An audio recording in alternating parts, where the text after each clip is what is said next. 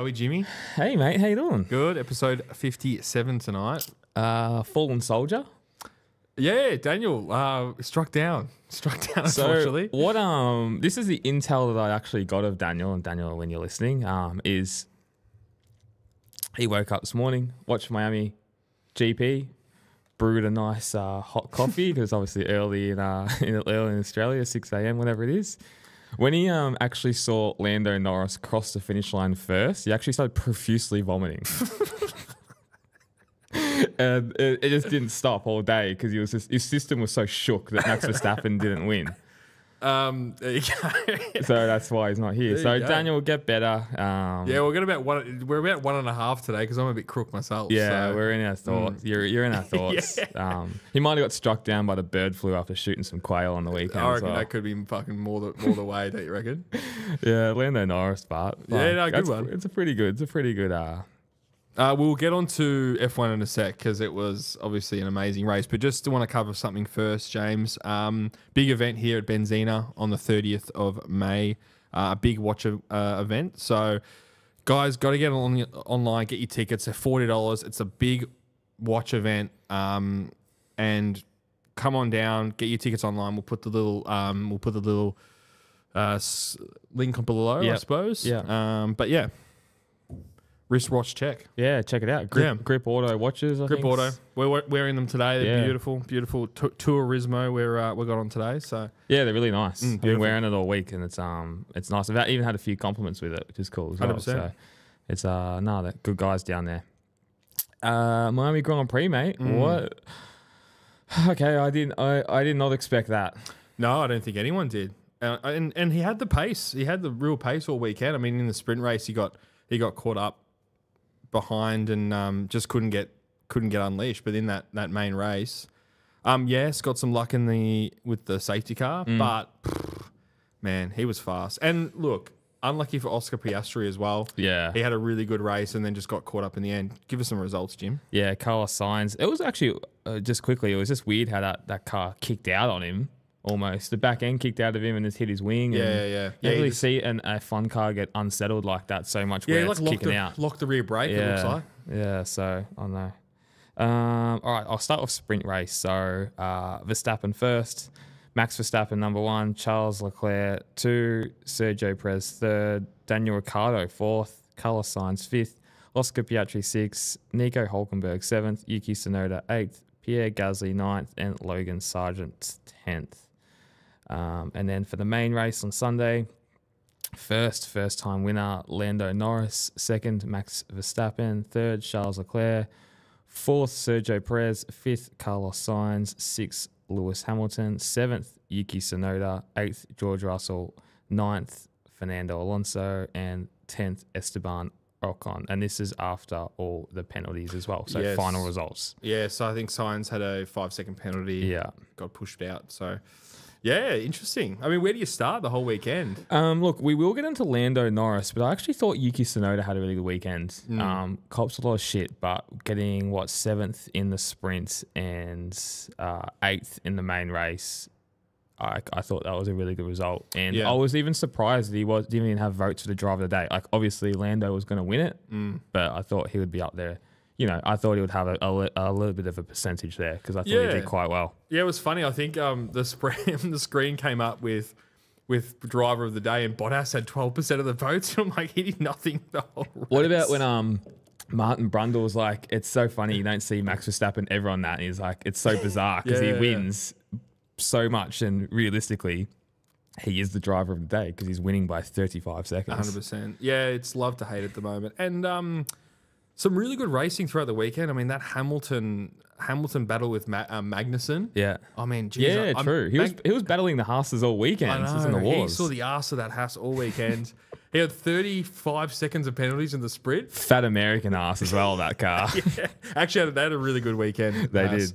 But touching on what you just said before, Martin Brundle, it's just so good to have him back. Yeah, he just makes it, doesn't he? And I was thinking about that the whole weekend, thinking like, it makes me sad because, you know, this guy's not going to be around forever. Yeah. And I really, it's like a comfort thing. You listen to him, you comfort, like you're happy that he's there.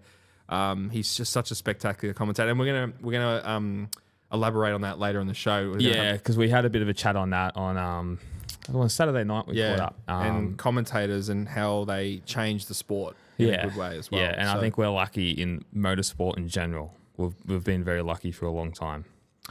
So yeah, going back to Magnussen and Hamilton in the sprint race, I had a couple of hot takes on that. Magnussen gets a 10-second penalty. He lost the rear end, ran wide. Yeah. But then Hamilton didn't get anything for running into Norris in the first lap of the sprint, and I was like, that just doesn't work hand in hand. It's funny. And then Alonso comes out over the weekend and said the Spanish get treated differently to the English in the press, like on this year at the steward. So that was an interesting, and to come out publicly and say that, it was really, really unlike him to do anything like that. But I felt like, there were all those penalties, and at the end of the race, Hamilton just seemed like, he was like, it's hard racing, and I'm glad he did do that. Yeah. It was hard racing. Let us race, Yeah, and that's the thing. Let us race, and that's what you want to see. Is you want to see hard racing, and I think I heard Martin Brundle talk about this before. They have to make the cars a bit more durable. Like, I understand the safety aspect with it, where you're going to hit a wall or whatever, and the safest way is for everything to break. It's not to hold its place. But even when Carlos Sainz and Oscar were going at it, and you don't see a Formula One kick its ass out. Formula One car kick its ass out so much, and then obviously took out Oscar. But I think that's just hard racing, and it's unlucky.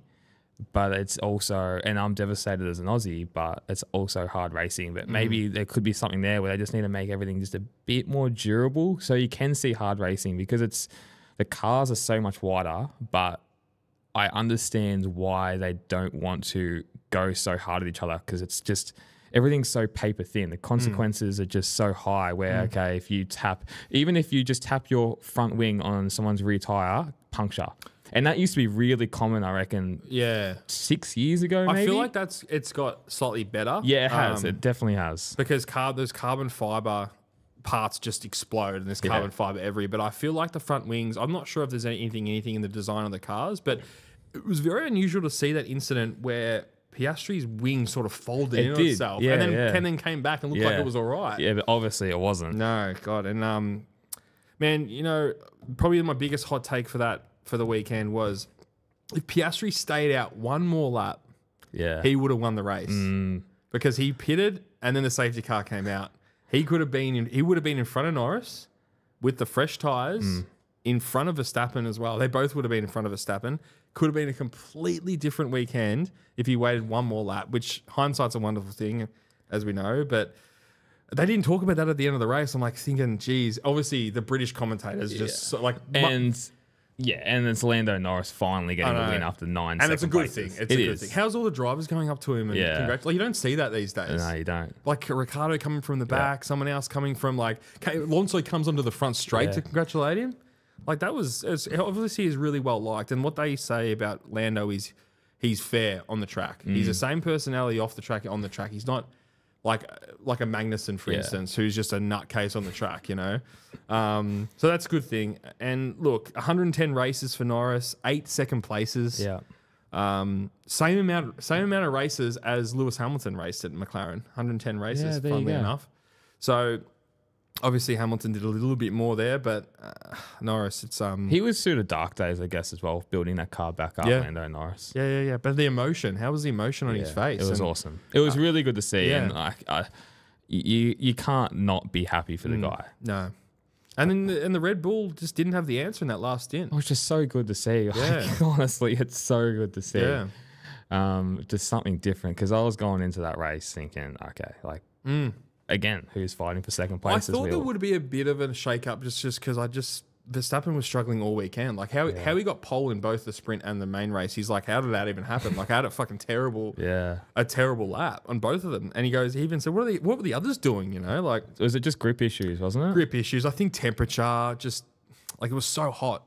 46-degree track temperatures. I mean, it's huge. Obviously, the Red Bull doesn't like that. Well, they had problems, obviously, in Singapore as well last year, another street circuit. So yeah, it's a similar street circuit as well. That's right. A lot of curbs. But yeah, I mean, I enjoyed that. I enjoyed that track. I mean, this year is probably the first year I've gone, this is actually a really good track been for better. Formula One. Yeah, it's just or I got a take on it, but I'm gonna put you on the spot. Most impressive, most surprising, and most disappointing out of the weekend.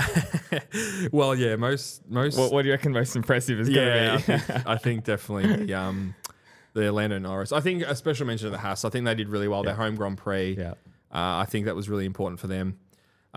Biggest surprise for me was Ricciardo in the sprint. I mean, it's really disappointing he did absolutely nothing in the main race, because it sort of shows that, to be honest with you, if you get into that top 6 cars, you can almost stay there. But if you're back 18th, 19th, you can't make your way up the grid. No, especially in a street circuit. Especially in a street circuit, and you know, he kept those cars behind him in the sprint. So, and then the biggest disappointment for me, was the stewards. Stewards just all weekend. It was just inconsistent calls, especially like that end of that back straight where they were going over the white line, and then some races they go, yeah, play on. Some races they say it's a 10-second penalty. I mean, like 10-second penalties fucks your whole race. You know? Like they've obviously gone harsher this year. They said, oh, we're not going to give out 5-second penalties. We're going to give out 10-second penalties, because people were just passing, you know, going out wide and passing because they think they're going to save 5 seconds anyway by passing. So they made that harder. But and special mention, I think they could have extended the DRS zone on the second last straight. Okay. They had it like 3/4 of the way down the pit straight, and it was just sort of really frustrating coming out of a slow corner. It could have been a really exciting passing opportunity going to the last corner. And like you looked at Sainz had to do a Hail Mary to pass Norris as well. So, sorry, Piastri. Piastri. Yeah. So, what about you? Obviously, most impressive, I'm going to say Lando, but I thought Yuki had a really good weekend. Just a consistent weekend as well on a hard track. So yeah, good special mention. Yeah, just for a good special mention.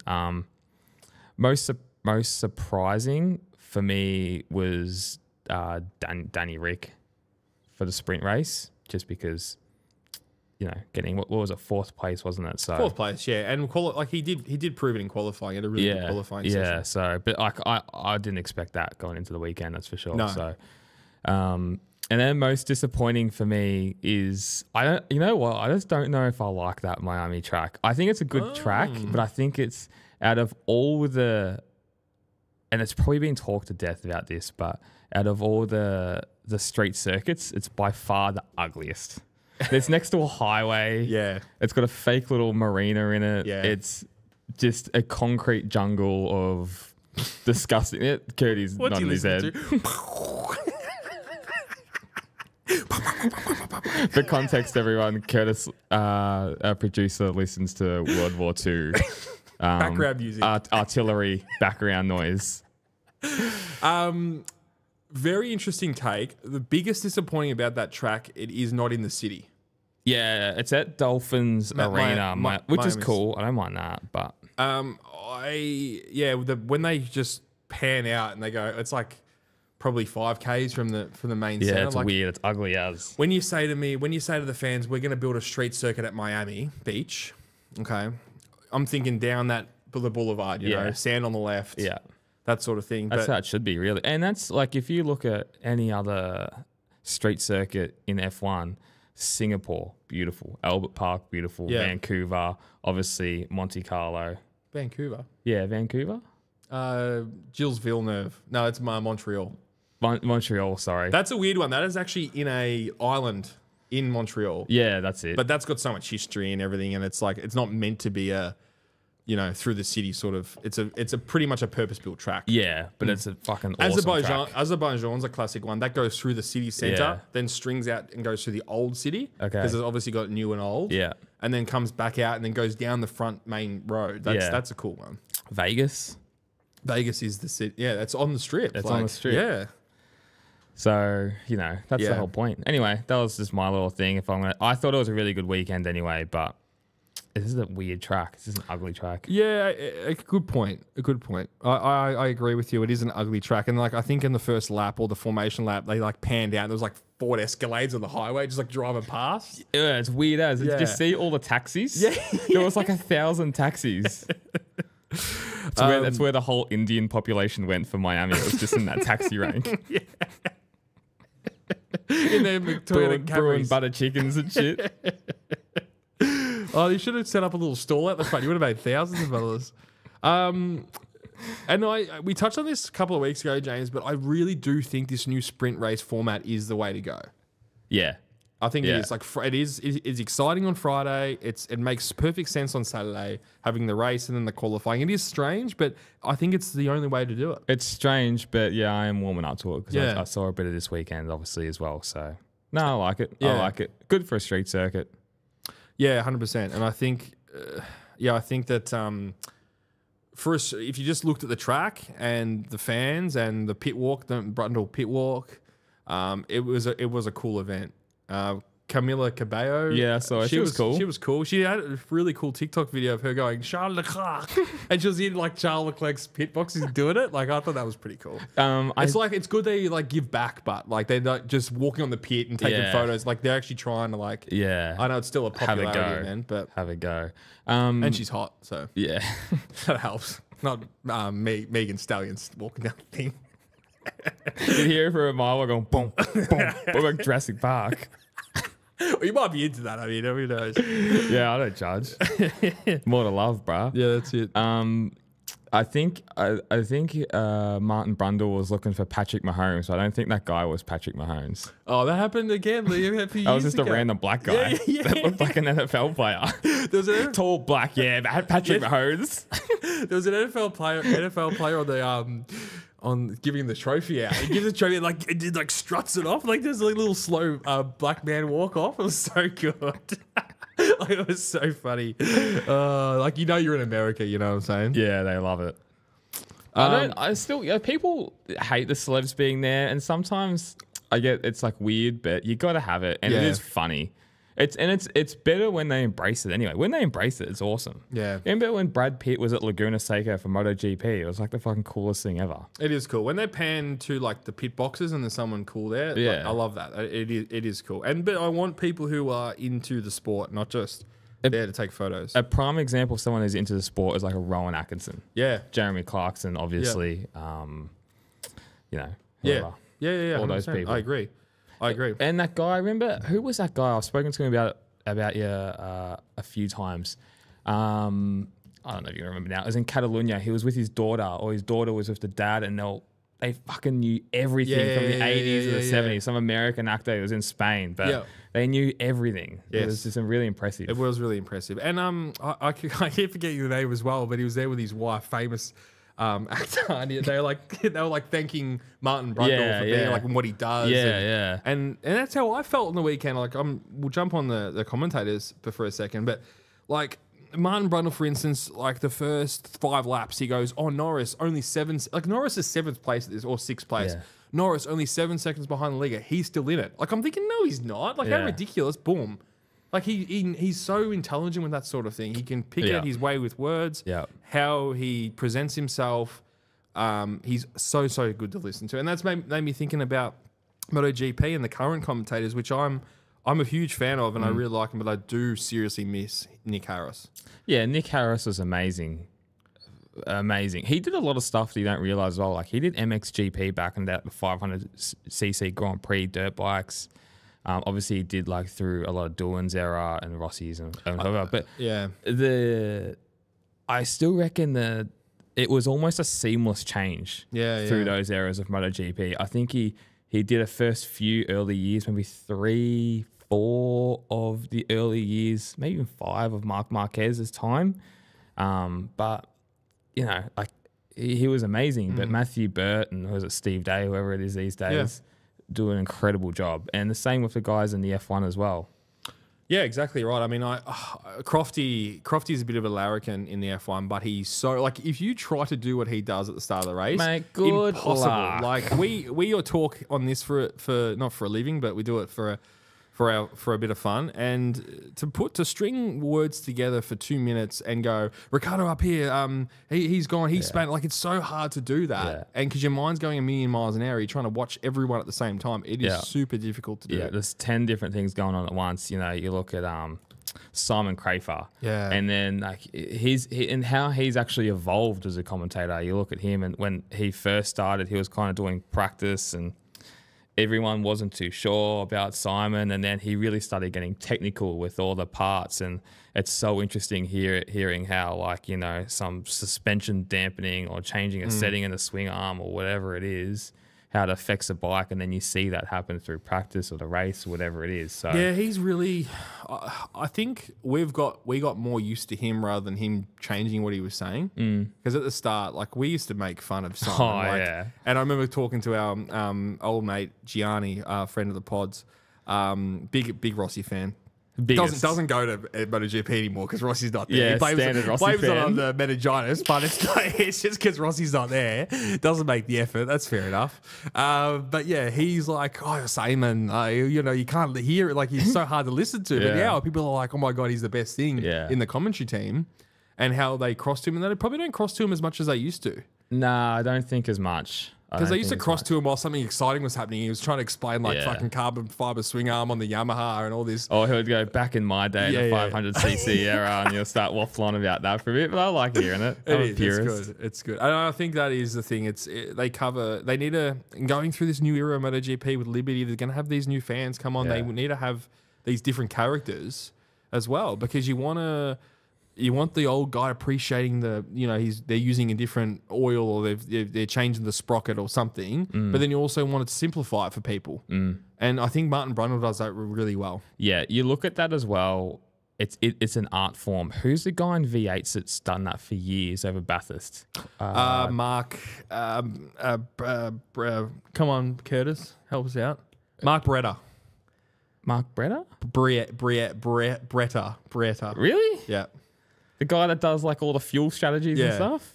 Well, he's fucking incredible at it. I'll tell you something funny about him. Bit of a hot take. They fired him about 4 years ago. They dropped him from the... That's right. They did too. But they brought him back. They brought him back as like the fan backlash. Like, he was one of the best things to listen to. And he is great. They crossed to him. Yeah. You'd have back in the day, it was the whiteboard. The whiteboard, yeah. But like the critical lap. Yeah, critical lap. That's right. Incredible. That's what makes those races and Formula One and all that so exciting, because you can visually see what's going on. And touching on commentators again, you look at Mark Scaife and Neil Crompton doing Bathurst, 8 hours straight commentary. Oh, man. Like, people don't appreciate that. No 8 breaks. Straight. No breaks. Like, it's Remember crazy. when we figured that out? We were watching Bathurst once. I reckon you were a case deep of VBs. Yeah. There was a few fucking green demons hanging around. It was empty ones. I had the worst headache that night. But remember, we're like 6 hours in. We kind of looked at each other and we went, these guys haven't taken a break. Yeah. They haven't even taken a piss break. Yeah, and it's not like they've just done that for that day. They've been this Thursday doing commentary. And they're doing commentary not from race start, which is now like at a pussy 11 a.m. They've been there since 7 a.m., 8 a.m., either getting ready or whatever. Well, talking to Michael Hill, not the jeweler, but he does the super bikes in the middle of the paddock, and he takes a pill on... no, we're not talking about Mark Danby. He takes a pill on like a Wednesday. It numbs his throat so he can get through the whole weekend. So he doesn't... Like, I wonder if Mark Scaife or... They must. There's going to be tricks. It has to. Because if your voice goes, you're gone. You can't, you know. And the only way you can get it back is just to rest it, I guess, and not talk. And that doesn't work if you're a commentator. But yeah, I mean, that's the commentary. The V8 commentary is great. I think they give Mark Scaife a lot of shit, but he does make it exciting. He does. Yeah. He the only gripe I have of Mark Scaife, is every time like just a speck of the tire goes in the grass, he goes, whoa! Yeah, we but get so excited. I like that. Yeah, it's all right. It was funny talking to Shane Van Gisbergen, friend of the pods, and Scotty Pye, friend of the pod. They laugh about it, and they have like drinking games about it, like how excited he gets, and the critical lap. Remember we were talking to him about they laugh and fucking cry about that kind of stuff, and it's funny. Like, it obviously resonates through the whole paddock there. Yeah.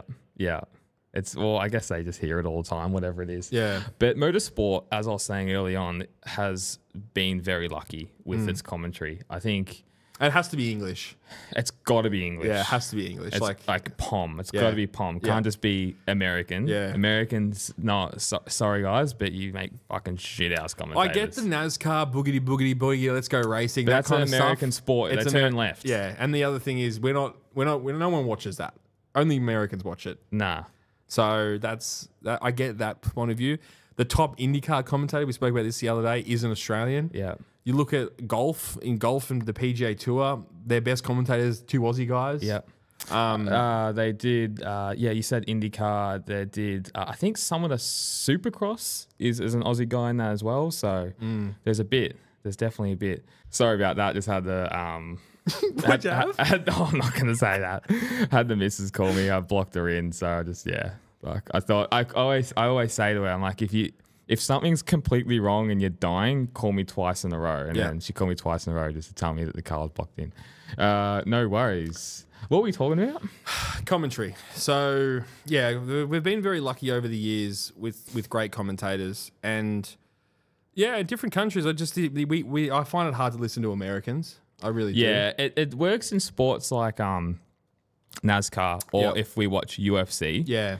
Like John Anik, amazing bit of commentary he did was when Leon Edwards was 4 rounds down against Kamaru Usman, and he literally says Leon Edwards this is not what Leon Edwards is cut from the cloth he's from, whatever it is. And then like 3 seconds later he head kicks him and knocks him out, and it's like incredible, amazing bit of commentary. Yeah, those 3 guys in the UFC, I don't know if they do they rotate them? Yeah, so Rogan, Anik, and DC do like some of the real big, the biggest cards, and John Anik is like the main voice of it. But yeah, so those guys are incredible. So everyone does, like, everyone has their place, obviously, in sport.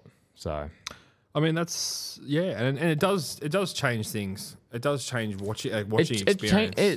It transforms the sport. Yeah, if it's a good commentator, because it's more engaging. 100%. And you have to be more engaging, and that's where like Crofty or whoever it is, even Simon Crafer, the more engaging they are, the more people are going to get into the sport just because of the commentary. And UFC is so lucky, like with Joe Rogan, because he's one of the biggest celebrities out there. The other thing is with just going, obviously changing codes here, but Joe Rogan would bring a lot of people to UFC. For sure. And then he would bring a lot of UFC fans to his podcast. So it's a match made in heaven. Yeah, that's right.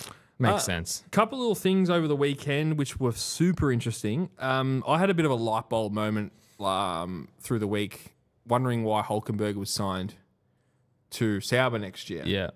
I'm thinking they're becoming Audi 2026. Boom, German driver. Yeah. So that was sort of something that I probably missed last week, and sort of all makes sense now. You look at through the different codes in MotoGP, obviously with Nakagami on that Honda, they want a Japanese rider, like with Yuki Tsunoda with Red Bull as well.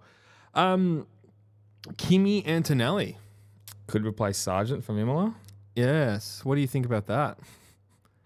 Well, like, it actually leads into my other question as well. He firstly, before we get into that, he had a collision of Magnussen.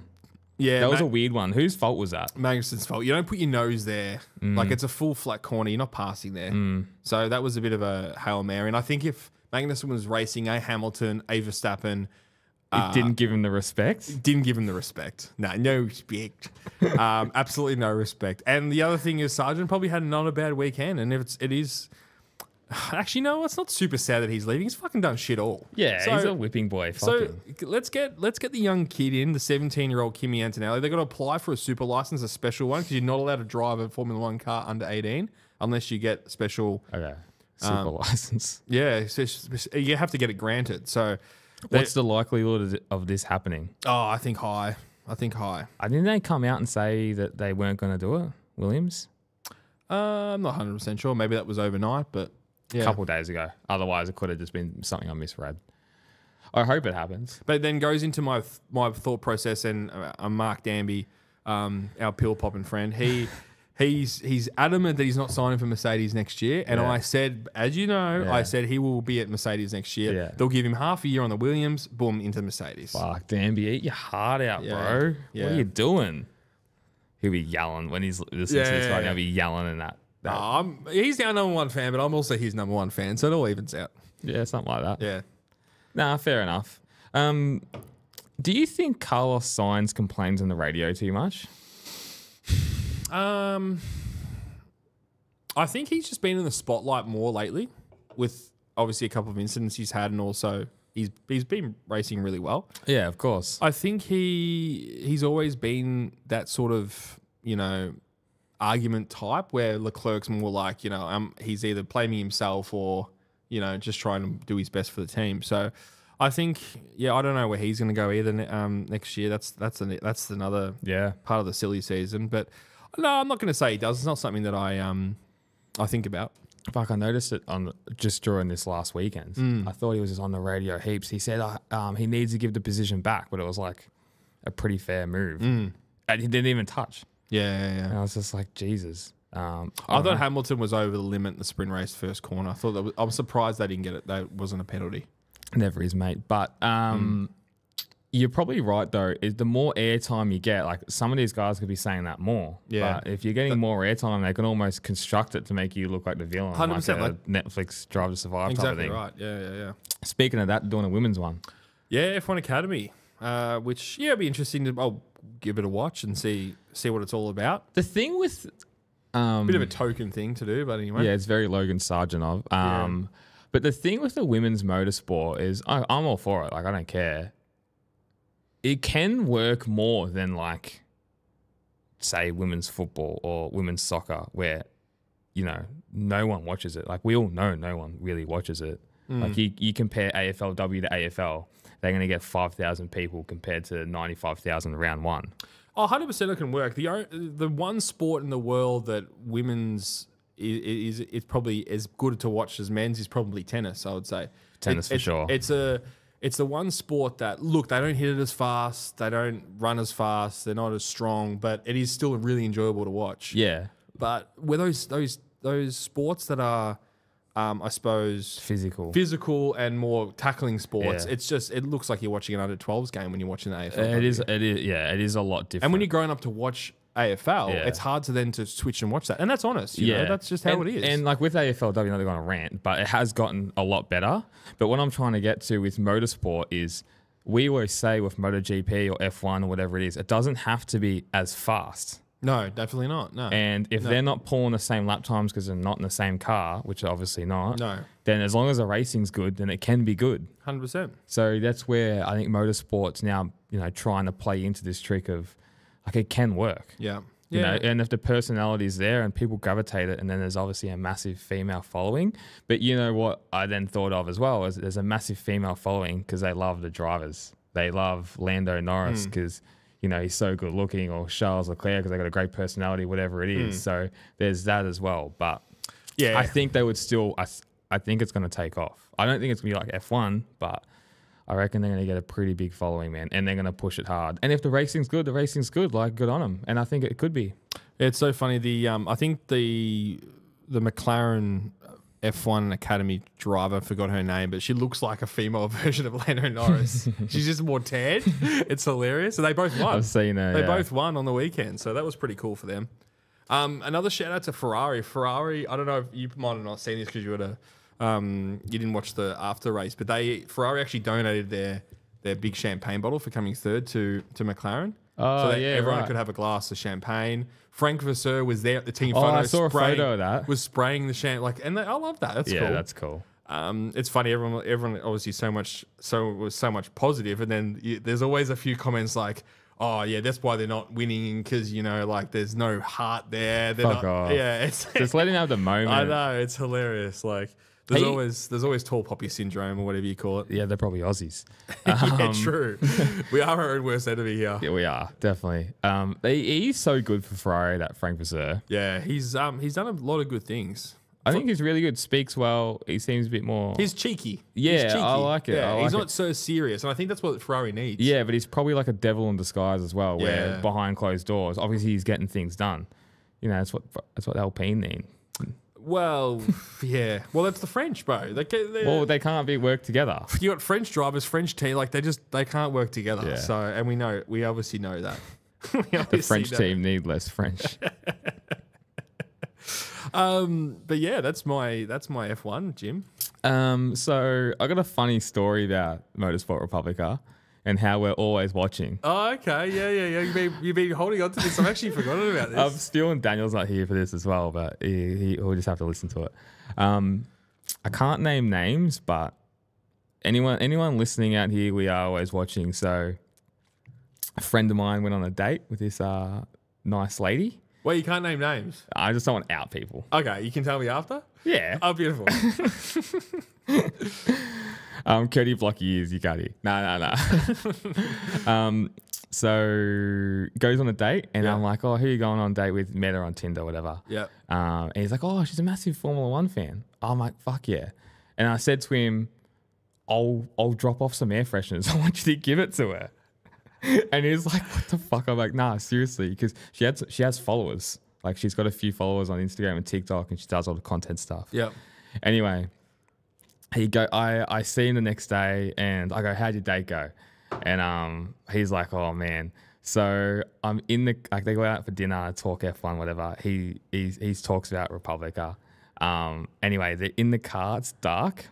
They're let's just say they're getting it on. Yeah. Let's just say that she might be in the cowgirl position. Lights flick on. He looks up. Halfway through the doing it, there's an air freshener, a Motorsport Republica air freshener staring at him, and he goes, "It just turned my mood right off because it was like I was watching him the whole time." That's the best. That's awesome. So we do have secret little chips in those things. Yeah, little cameras in there. Oh, that's fucking awesome. So yeah, we're slowly taking over with our air fresheners. Get on board, seriously. That was funny. Good advertisement. Just a special mention. I'm not sure if we're going to cover this later in the pod, but talk to me about the Hunter brothers going 1 and 2.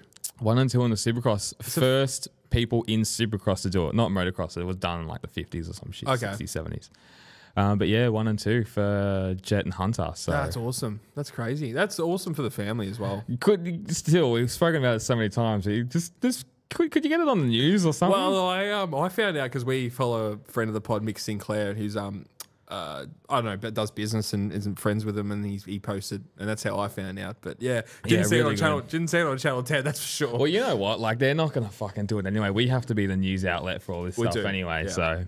Well, it's one of the reasons we started this thing. Yeah, and more people listen, not us, but podcasts in general, the news. But yeah, it's really good, and Jet's well on his way now to winning that Supercross title again, but in the 450s, and he's taken out everything in 250s. Mm. And for to go to America and then go 1-2 with your brother, 2 Aussies, is like such an incredible achievement. And then what Jet's doing as well, like, he's taken over the world, man. It's incredible. Yeah, he is. It's and so with Hunter, he's doing really well at the same time. So, but they're just national treasures, and we just need to treat them better. But I mean, obviously they're getting the fanship. Are they popular over there? Well, that's the thing, man. Is like he's fucking hated in the States. Yeah, because I think Jet speaks his mind, is pretty out there, but I think as well because he gets no support here, and then gets hated there. Fucked, man. Like, he's got like the core fans, I guess. Yeah. I think a lot of young girls and shit love him over there as well. But like all the old school motocross guys or just the motocross dudes, like, they want the Americans to win, and like the Americans, they got no answer for him. He went 22-0, whatever it was in motocross last year. He's going to take out the Supercross title again, and yeah, there's just so much hate for him, and I think he came out with these comments saying he was well on his way or something to take down McGrath's record or be with Jeremy McGrath, who's like the king of Supercross, which is a big thing to say, but like, he's literally on his way there. Like, he's fast. Yeah, he's on his way there with Carmichael and Stewart at the same time, and Jeremy McGrath. So, man, it's so good to see what the Aussies are doing in Supercross and motocross and dirt bikes. So it's just another big thing. And with that as well, MXGP coming to Australia in September 2025 in Darwin. So we're going. Darwin? Yeah, it's going to fucking Darwin. I don't know come why. on. I don't know how Darwin got it, but they've got it. And we're going. It's going to be huge. Yeah. Yeah. No, we're fucking going, you big puss. Now, James, I've been fucking waiting for this whole pod. I want to get into some fan questions that we had sent through over the week. All right. Well, we got a fucking ton. So we just got to pick out our best. Pick out the top 7 or 8. All right. Let me see. I saw a Lando one in here. All right. So first one for our fan. Thank you for everyone writing in. Oh, we had such a good response. It's been awesome. Yeah. Keep on doing it. We're going to keep on posting these up. And if you've got any questions or whatever, we'll obviously just try and read out the best ones that we get. So we'll put out a post every Saturday or Sunday or something like that. And yeah, thanks again. First one, at Otis.Stolzenberg. Lando Norris will never be a world champion in F1. Wow. Big hot take. And this was put in before he obviously won that race. Yeah, he's... Tom, over to you. Yeah, well, look, a world champion is a big difference in winning a race and getting half a luck on the safety car, but he definitely has the skills. And you can see that. I mean, I know Oscar is a talent, but in the race, he just shows his true colours and how he looks after the tyres well. He knows when to push, knows when to conserve. His tyre conservation is apparently one of his best things, and then he can go when he wants to go. So, yeah, he has all the materials for it to be a world champion, but who knows if they're going to get there. The big thing with these 2026 cars, I was going to say, it's all engine, apparently. So whoever's going to develop the best engine, like in 2013 when Mercedes, the whole hybrid era came over, whoever is going to design this engine is going to win the world championship. So you just got to be in the right manufacturer at the right time. Mercedes have shown, obviously, how good they are building that initial engine when the rules change, but I seriously worry for Red Bull going to a Ford manufacturer. They haven't had any history with building engines. Sorry, I shouldn't say that. They've had heaps of history, but lately with these new hybrid eras, so that's going to be a big thing. And maybe that's why there's whispers of Verstappen thinking about going elsewhere. So yeah, that's a talking point as well, really. So, and Verstappen came out on the weekend and said it's all going to be the ICE engine. So that's what it's going to be all about, because they're reducing the power from the energy recovery systems to make them simpler. So it's all going to be back to what they can do with that V6. Okay. Next question.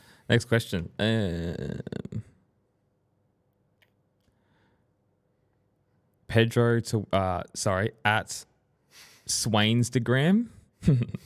Pedro to win a race before Mark's next win. Nah, Mark Marquez will win this weekend. Hot take. I like it. At Mark Danby. You know what? Fuck, I'm with you. I think he's going to win. He'll win before Pedro Acosta. If we had the third musketeer here, he'd have something to say about that. But no, I don't agree with that. I like it. This is another good one. At Kingy. The 80-20 rule from Jeremy Burgess is becoming more like F1. It's more like 60-40. That's his hot take. I also agree. So 80%, it's going to 60% bike. Rider. So 60% rider, 40% bike. Yeah, instead of 80% rider, 20% bike. Yeah, right. Well, that's aero though, isn't it? Yeah, that's just what it's come to. Yeah, and that's the development and the more money spent and... That it is. But the thing is, we've got to go back to, these are prototype bikes. This is what they're all about. Yeah. Okay. If you want a simplified version of racing bikes, you watch superbikes, and that's what I've learned over the last 6 months. Yep. I wouldn't say it's 60-40. I'd probably still say it's 70-30. Like, I still think Pecco is one of the best riders up. yeah. Quartararo is amazing, and but Pecco, after Jerez, man, he rode like a fucking champion. And okay, yeah, he could be on the best bike, but I still don't think you can't be a 2-time world champion without proving it. Morbidelli will come good. At I'm not really good at this. At Mexican 17, Morbidelli will come good halfway through the season, and VR46 will retain him in MotoGP. Now, I did have him in VR46 to get picked up. So did I. Will he come good? What defines as good though? Like, is good top 6s? Because if that's good, then nah, he's not. He's a fucking dud. Has he ever done anything? Yeah, he got second in the world title in 2020, I think it was. Did he win how many races did he win that year? He won a couple. Okay. God, it's a 2020 is a blurry year. blurry Though. year. It seems like a lot. Like yeah, I mean everything in 2020 is always going to have an asterisk against it. Yeah. So Quartararo winning. Oh, sorry, Juan Mir winning the world championship. Richmond winning the I knew you premiership. were going to say that. I knew you were going to say that. Yeah. Dynasty, you fucking bitch. I knew you were going to say that. As soon as I said yes to you saying that, I was like, fuck. And so you agree with me though? No, I don't agree. Juan Mir is a best world champion I've ever seen in my life. So I get what you're saying, and it always goes back to what defines as good. So if it's top sixes, no. If it's top tens, yeah, maybe. Yeah, top tens, I can see him definitely doing that. Top 10's expected though. Of course, top sixes expected. But what's come good been? Like what defined come good? Well, that's what I'm saying. Podiums has come good. Yeah, he needs to be on podiums. Yeah. And so he's not going to do that, no. Unfortunately, not Mexican 17. We might mince our words though. Yeah, well, look, I'd love to be words. proven wrong. At Riddler Guts. Fucking hell. Extra point for fastest lap in MotoGP. I think that's coming. Oh, Definitely. okay. Yeah, that'll be coming. 100%. Yeah. Because it adds that little tiny bit of extra excitement. And it has worked for F1. But is it because they can pit, like you see Verstappen pit when he had a 40-second lead and be like, okay, I can get that extra But point? it's probably even more exciting for MotoGP because they're not pitting. Okay. But can you do a fastest lap? Well, I don't know. I don't know if he can. But Bagnaia did it with 3 laps to go. True. So that's exciting. It just adds a little bit more to it. Look, I'm for it. Yeah. I'm for it. It's like the sprint race. Like we're complaining about a sprint race, but then we get to see more racing. Like how fucking stupid are we? You know? Yeah. It doesn't yeah. make sense. Like I was always for sprint race. yeah, I know, but the majority of people weren't No, they weren't. because you don't want to change the recipe. That's the thing. Remember when F1 went, like they've gone through a lot of times, but it was obviously before Liberty Media, when they did that double points or whatever in the last rounds. Yeah. Fuck, what a shambles that was. a shambles. That was a very MotoGP thing to do. Yeah, it was. They wanted to keep because obviously there was so much domination. They wanted the. Was it the Red Bull when they were dominating at time? Or was it Mercedes? No, I think Mercedes won their first world championship and absolutely dominated. Yeah. And then they did it the next year. Okay. They did it because they wanted to obviously extend the championship race to the end of the year. Yeah. Probably the bro, thinking about it, probably the Middle East had something to say about that because all their races, Yas Marina was the last race of the year. They wanted it to be a championship battle like it was back in 2012 with Alonso and getting held up and all that kind of stuff with the Ferrari. So Money talks, mate. Money talks. This is a good one as well. Miller should go and ride Dakar like Cheeseburger Petrucci did. He'd probably do well. Shout out to @John Blanks for that one. And I like how I was using Cheeseburger Petrucci as well. It's catching on. We should trademark that. know, We stole it, but we should trademark it. No, we need to put it on. We need to put on some shirts. Look, I think Miller still has a say in some sort of world championship. Like I think he would probably suit the superbike paddock really well. But he's a Grand Prix winner. He's Multiple. Factory rider.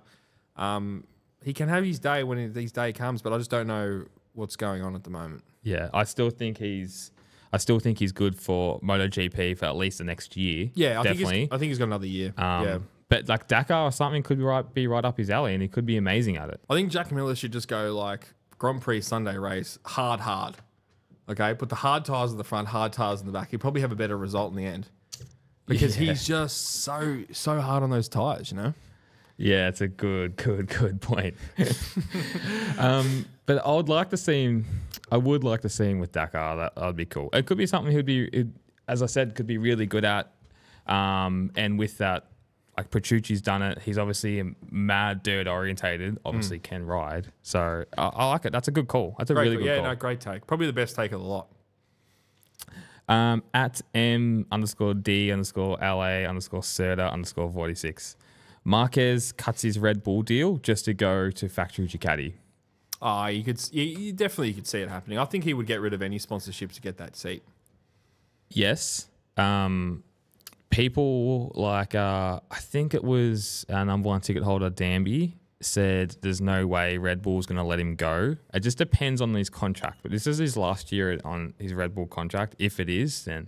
Is it his last year? I don't know. But the other thing is... I should Google it. How's Red Bull shown that much loyalty to Marquez leaving Repsol I mean, massive. I mean, it is shown a lot of loyalty. The other thing is, I mean, they're probably leaving at the right time, but that's you got to repay loyalty as well. Yeah. I can't find anything. I'm not too sure. It'd be really hard to find that I guess so. True. Yeah, you're a good. It's a good point that you make, but like if you want to go and then race that factory Ducati and he's liking it and his mind's set on it, then you're gonna make something happen. If he had the factory, and this is so hard to say, but my hot take is that's about 3 times today. But if he was on a factory 24 Ducati at Jerez, he would have won the race. Probably, yeah. And that's what he's probably thinking right now. I think he's just happy just to be up there again. But him and... Because it'd be a Monster. He'd be sponsored by Monster. But him, like, even that footage of him talking to Davide Tardozzi, like, there's some love there. Yeah, for sure. There's some real love there. Oh, and they know they've got a gem. Yeah, and, like, they 100%. I mean, Bagnaia could next year sign for Aprilia or something. I mean, you don't see that happening. But no, you just signed for Ducati. I'm saying you got to look into the future as well. You can't just rest on your laurels. Well, the thing is, and I don't know if I was speaking to you or speaking to Daniel about this with Marquez, is it actually, if Ducati wants to save money, and this is in one of my notes, it wouldn't be stupid to sign Marc Marquez because you've signed Pecco. He's your championship winner. Jorge Martin has come out and says he wants to get paid a truckload of money for a factory team. Now, Ducati could sign Jorge Martin, who will obviously upset the apple cart with... But it costs them a mint to do that. A mint with... and it'll upset with Pecco because they've already been going at it. Or they could pay unders for Marc Marquez. And when do you ever get to do that? Because Marc Marquez has already done it. He's already got the money. All he wants to do is win. So you don't... It's not like you have to pay him a Fabio Quartararo deal or even maybe a Pecco deal. Like, they can get him for unders, and you've got Marc Marquez, an 8-time world champion, and then the reigning 2-time, maybe 3-time world champion on the factory Ducati. Why wouldn't Ducati go for that? Yeah, the more and more I think about it, the more and more I think things are just going to stay the same next year. But you get what I'm saying? I 100% get what you're saying. Yeah. It makes perfect sense, but... It actually makes perfect sense. The sponsorship, I think, is going to be the sticking point. That's the killer. And obviously, Red Bull and KTM are going to throw a massive money at Marc. But how do they fit him in? I don't know. We're lucky we're not that position. Who would you rather... Oh, God, this is so hard. You got the rider for the next 5 years. Would you rather a Binder or would you rather Marc Marquez? Marc Marquez. Marc Marquez, 4th and 5th year, going to be what? How old will he be? 37? Doesn't matter. He's bringing money to the team. And 37. Rossi raced till he's what? 44? Not very well, though. Yeah, but he raced pretty good up until... He did, yeah. It's up until Petronas almost. Yeah. Yeah, 2019 probably was the last hurrah. Yeah, 2020. I think he still got some podiums in 2020, 2021. Okay. But I think Marquez, you could pay unders and you could get him at Ducati. But at Red Bull KTM, they're going to throw a boatload at him. I actually had a dream the other day that it was going to be a Pedro Acosta, Marc Marquez in factory KTM. So did you call that for our 25 prediction? Yeah, I did. So Marc Marquez to factory KTM. Yeah. But now that I think about it, like, obviously the Red Bull thing. But it makes sense with Red Bull as well. It makes sense with Red Bull. That's why I picked it. But I'm just saying, you could get him for unders if he wanted to stay at Ducati over Jorge Martin. Where would Marquez have finished at Jerez on a KTM? I don't know. Because I think at KTM would suit his style massively. I just think he's going to be... I think there's going to be one more year on a Ducati of some sort. Fuck, staying at Grassini, but Jesus, man. He has come out, though, and said he wants a factory ride next year. So. Yeah, of course he does. But how does Grassini get a factory bike? Won't happen, man. Not. No way? Nah, so what it's going to be looking like, it's going to be Yamaha to Pramac Yamaha. Yep. And then VR46 is obviously going to get that spot because it's Valentino Rossi. Of course they're going to get that spot with the factory bikes. Yep. At Nikki D3604, if Aero gets reduced by 2027, will that be the comeback for the Japanese manufacturers? It's a great call. Yeah, I agree. I agree as well.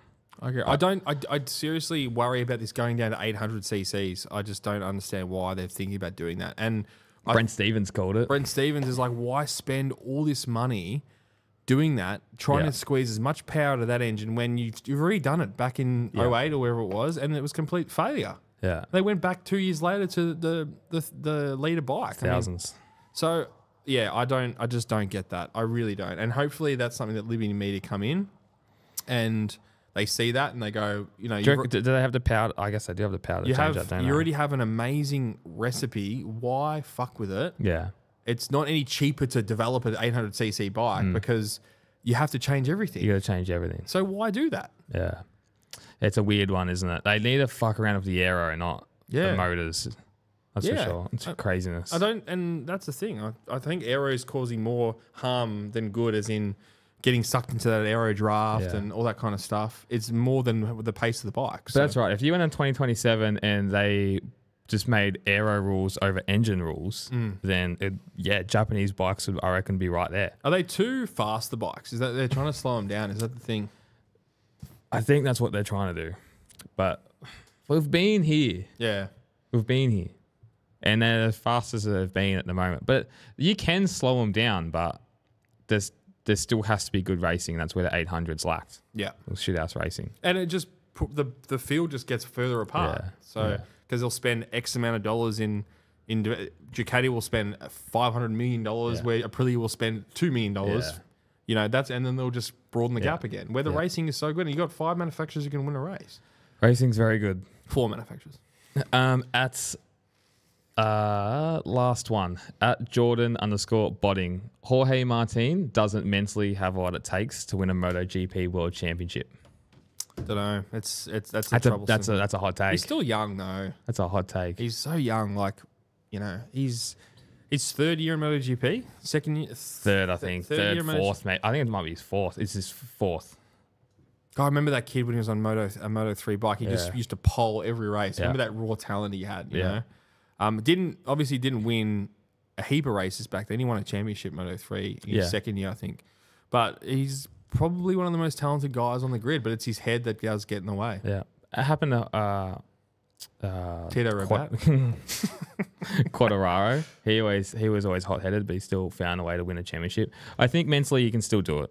I think Jorge Martin can still win a world championship for sure. Yeah, you'd rather raw pace and talent with a hot head any day over lack of talent and calmness. 100%. So, and if you got both, then you're basically Valentino Rossi. Well, if you got both, then you're a multi world champion. Yeah, so. No, I like it. And I think Pedro Acosta has that. Yeah, he's pretty X Factor. He's just X Factor, and he still seems pretty cool, calm, collected, doesn't he? And I think Marquez. I mean, you don't see him getting hot under the collar. I mean, he does some silly. He does some silly mistakes, I guess, and moves as well. That could say that he does that, but when it comes to the crunch time, he's ice cold. Yeah, you know. Yeah, 100%. And you got to be. And I don't. Yes, he crashed in the sprint last weekend, but. Very rare, and 15 other people crashed as well. Yeah. So he's not making that, and it's a new bike as well. Getting used to it. 100%. You know, let's see what it's like in 6 rounds time. Yeah. You know, when we're in dark, this is it. Depths of Europe. The next 3 weekends, you got Le Mans, Barcelona, and Mugello. I mean, that's the 3 MotoGP that's tracks. Creme de la creme. Yeah, that's creamy on McCurtis's face, sort of thing. So this is where it's at, and this is where we go. How exciting! I mean, the winter in Australia is so exciting. It is good for us because it's Sunday night. We've got so all much the sport. F1, MotoGP. We've got Le Mans 24-hour coming. Even the Tour de France cycling is awesome's coming up as well. We'll break out the cycling pod. Yeah, bloody oath. I'm sure motorsport and cycling sometimes does go hand in hand. Well, they do massively for riders, that's for sure. Yeah, 100%. And we've spoken about Senna Aegis. I mean, he's a massive cycling fan. They all do it, man. It was funny when we had an interview with Senna. He had a comment on one of his mates. He goes, "Did you just talk about cycling the whole time?" Starring's into it massively. Yeah, he saw Kelso was into it as well. Yeah, they're all into it. In Mallorca, they all look like cyclists. Mike Jones. Yeah, they do. Herfoss as well. I saw Herfoss. Shout out to him. He ran 25 Ks at an unbelievable pace running the other day. Fucking what an animal, man. Jealous. You can do that, bro. Yeah, sometimes. What pace was you doing? 5 minutes? Nah, it was like 4:30 or 4:20 something. Jeez, for he 25 plays Ks. up. 4:20. That is seriously quick. Yeah, I think he was blazed. Hey, did you see our friend of the pod, Big Dog? Marinello. Nah, bigger than him. Bigger than Joe Marinello. Give it to me. Donald Trump. Yeah. Takes credit for the win with Lando Norris. How good is that? Did you see him on the coverage? No, I didn't see him. I didn't see him at all. No way they would put that guy on. That's ridiculous. How woke is that? Seriously. I endorse his card at 1. Like, that's the thing. Then he touches turns to gold. How funny is that? He went into one garage, endorsed one car. He goes, this car is going to win on the weekend. Bang, he wins. I mean, fucking hell, how crazy. And the post, how good was the post? Yeah. We shared it. We had to share it. That was so funny, man. It was so funny seeing the comments as well of like Lando Norris and talking to it was like two worlds colliding. It was like all the Lando F1 fans, and then there was like all these Trump fans colliding in the comments, and it was a photo of him and Trump. It was the funniest things I've ever seen. Oh God, I would have loved to see him interviewed by Martin Brundle on the grid, but it would never happen. It would never happen. It would even be allowed on the grid, as in like all the Secret Service and stuff around there with him. Like Possibly. it'd be a whole thing, I reckon. Yeah, you're probably right. He was probably ushered in and ushered out pretty quickly, wasn't he? I'm sure it would be. Like I wouldn't be surprised. And I read a funny article, not funny article, but interesting article, I should say, over the weekend that Rossi has a lot of responsibility on Marco Bezzecchi staying in VR46 and his very slow start. So I just thought that was interesting that obviously weighed on him at the same time and thinking, oh, fuck, like, he's not doing very well, not on a GP24. But he bounced back on the weekend, so we'll see what happens. He might he might be one of those Euro specialists like we see. Like he came out. I know India's a weird and wonderful track, but he came out and dominated India last year. Like dominated. Remember, he was 13 seconds, 14 seconds. I know. Obviously, Martin had some difficulty at the end of the race and stuff, and Bagnaia crashed, but he would have won regardless. He would have won the sprint race as well if he didn't get taken out by Marini. So. Yeah.